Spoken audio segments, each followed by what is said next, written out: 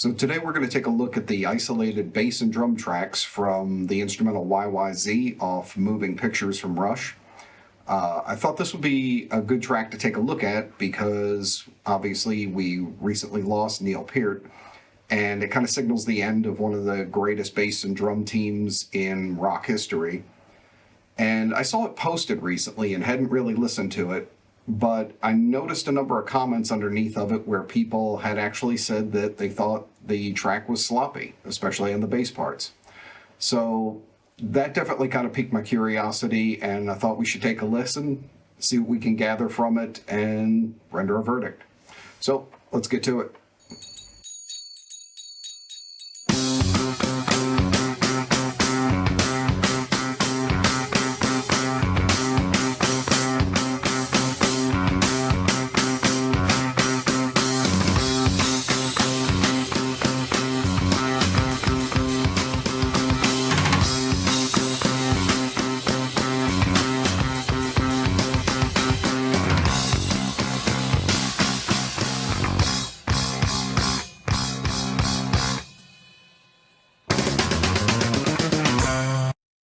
Okay, something to notice and talk about right there is that section really shows the power of the use of octaves.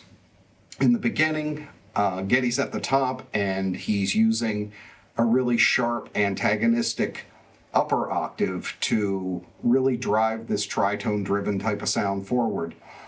And then partway through, they switch down and they're not changing notes, it's not transposing or anything, they're just moving an octave down, but it completely changes the aspect and the tone of something.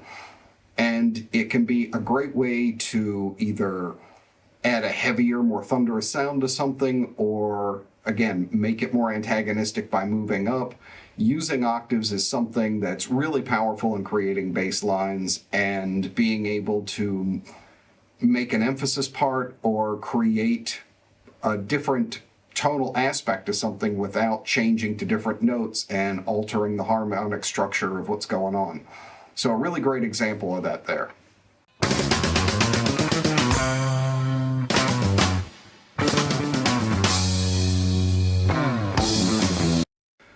Okay, so another note for this is that this is a live track. So these guys are just rolling along, they're playing together. And one, I don't even want to sit down and try and figure out what time signature that was in. But as far as what I'm hearing so far, the sloppy accusation is just ridiculous. I don't know many people or many bass drum combos that can do a live track like that and run together just that well in sync. That was a pretty astounding set of runs to do, especially with those silent gaps in between. Really impressive and really just an amazing display of bass and drums working together at just top performance. So let's keep going.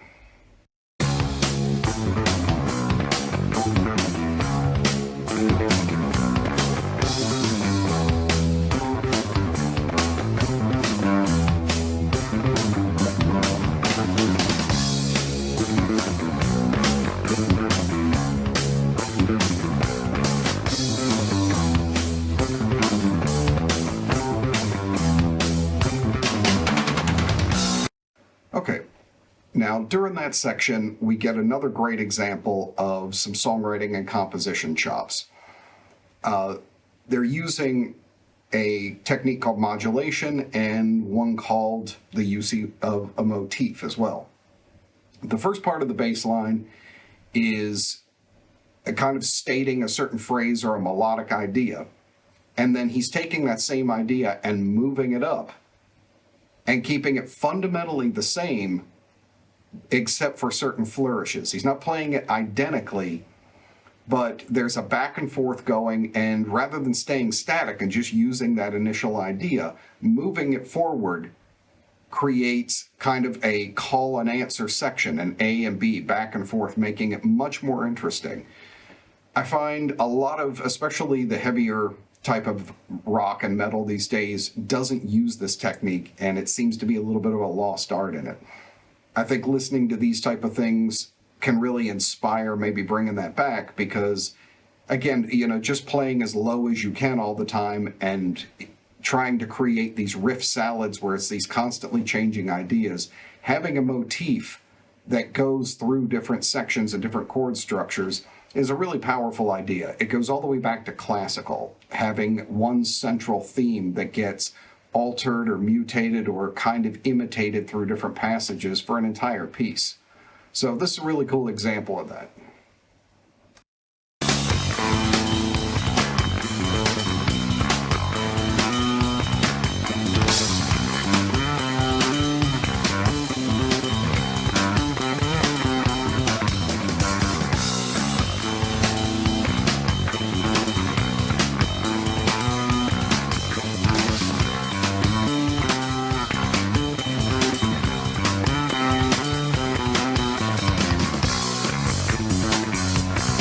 Okay, so we have another motif piece again. The song's centered around B, or not the song, but that part of the song centered around B, and then they're doing kind of an uncommon modulation, which he goes up a half step. Not only is that kind of an interesting move because it's a half step isn't always a real common modulation, but he's expanding on the motif idea again and taking the answer part, being the second time that they go, which is in C, and really stretching the idea much further than they did compositionally during the first section. So you've got the first idea in B, and then he's very loosely basing the second section on the kind of melodic structure, but adding much more elaborate fills and things like that. So again, you get another great composition example, but you see it stretched much further out and how it can be kind of a tool for improv as well. So let's keep going.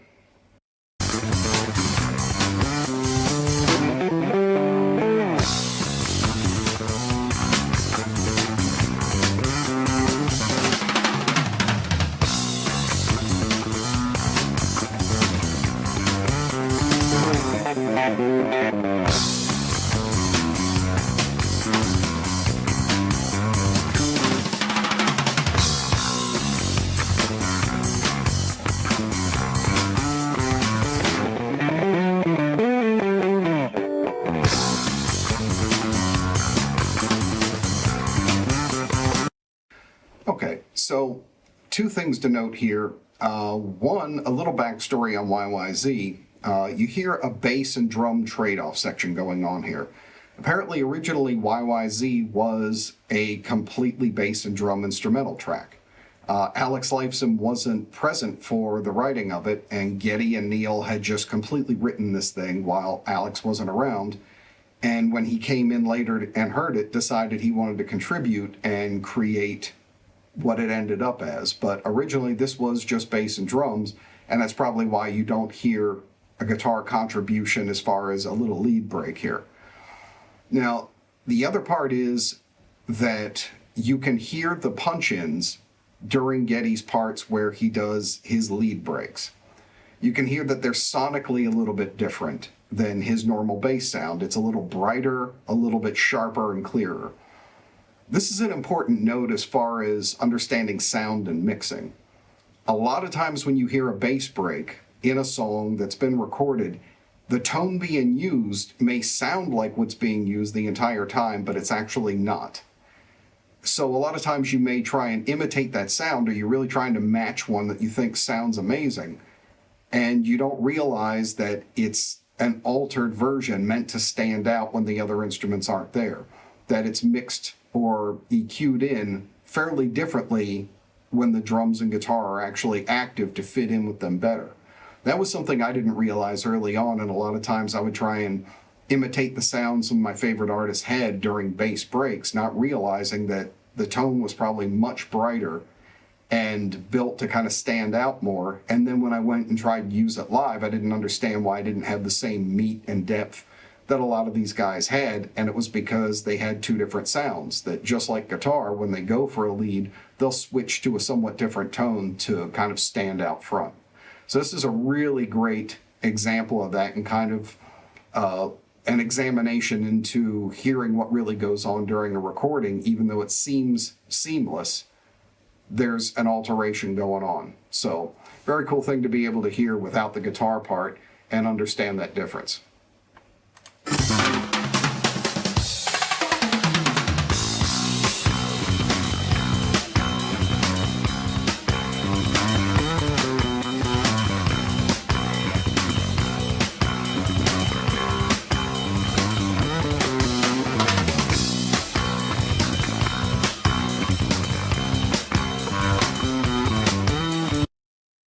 Okay, during this section, another great compositional example. The guitar lead is usually going over this section, and Alex Lifeson's doing a Eastern flavored solo using a lot of diminished harmonic minor kind of ideas and things, and you can tell that Geddy's listening to him. You can hear clearly that while he's keeping kind of a rhythm that functions under that kind of style, and Neil's changed the feel of the song to match that as well, but Geddy's gone from the kind of more blues rock oriented fills and embellishments that he was doing earlier into a more Eastern kind of sounding orchestration. He's lending that sound to his higher notes and his flourishes, so he's listening to Alex and changing what he's doing to match it. So they're really listening to each other as a trio on this. And that's really cool to hear, that when Alex came in and dropped in this idea, that Geddy went along with it, and they're creating an environment together and all the players are listening to each other. So really cool thing to hear how much and how important listening to each other and changing parts to achieve an end sound. It can really have a huge impact on how that piece comes apart. Even though Geddy's supporting him, he's making the environment for the guitar solo have that flavor in a much deeper way, and it's really effective. So listening to the other players and trying to contribute similar ideas along with it is really crucial, and that's a great example of it.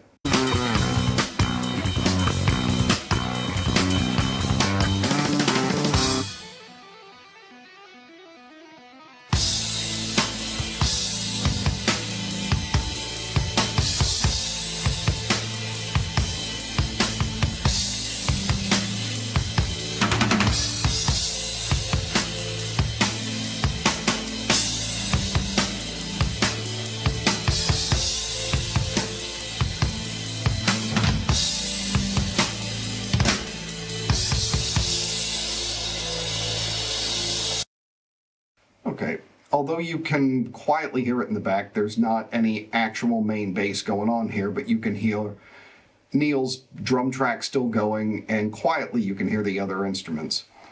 Another really great and effective compositional tool that I feel like gets lost in modern rock and metal a lot is a sudden and complete change in feel. Up until now, it's been this really busy, progressive rock kind of everybody going on full tilt vibe, very busy, a lot of notes going on.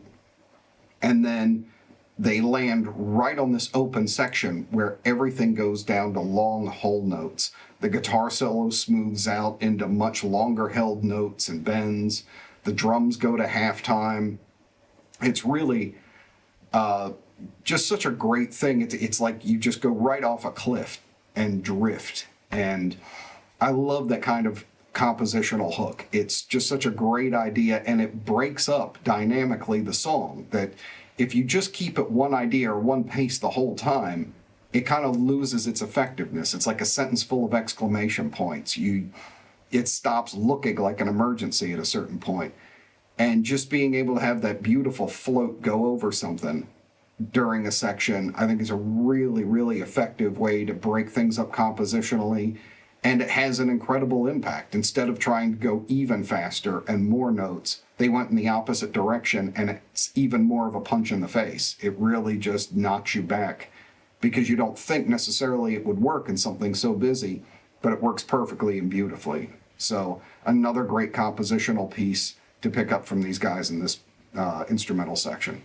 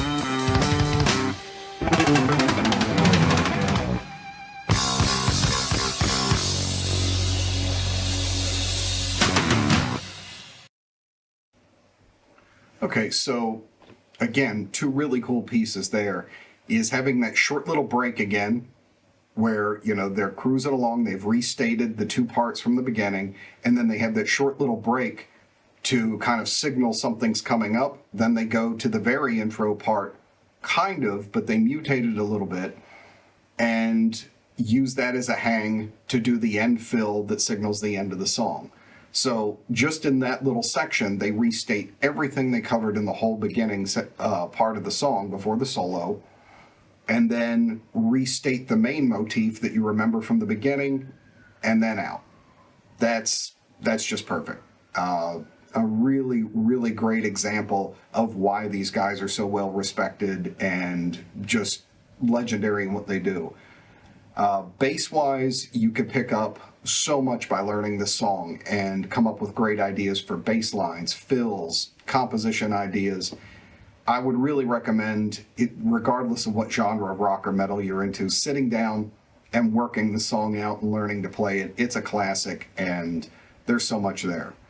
Now, as far as some of the comments I heard about this being messy, you're insane. This is ridiculous. What it tells me is something kind of sad, is that people are so used to hearing cut together, gridded, played a tiny piece at a time sections of bass, drum, and guitar that they don't even know what an actual great player sounds like. The tiny pieces of moving forward and backward on the beat, the ebb and flow of two phenomenal players reacting to each other. If you're so used to hearing such rigid computer time music that you don't recognize that this is not only not sloppy, but a better version of this, and that it's actually played, it's not composed one piece at a time or one note at a time even sometimes, then that's on you. But this is the exact opposite of sloppy. This is a masterwork right here. So study it and learn it. That's going to wrap it up for this one. I'm really glad I got to sit down and give this a complete listen, think about it, and share my thoughts with you guys. I'll be doing some more of these, probably another one in about a week and a half, 2 weeks in there. But outside of that, join me for Metal Bass Monday coming up here in a couple days, and some gear reviews that'll be hitting here real soon. Thanks so much for sitting down and listening with me. I'll see you on the next one.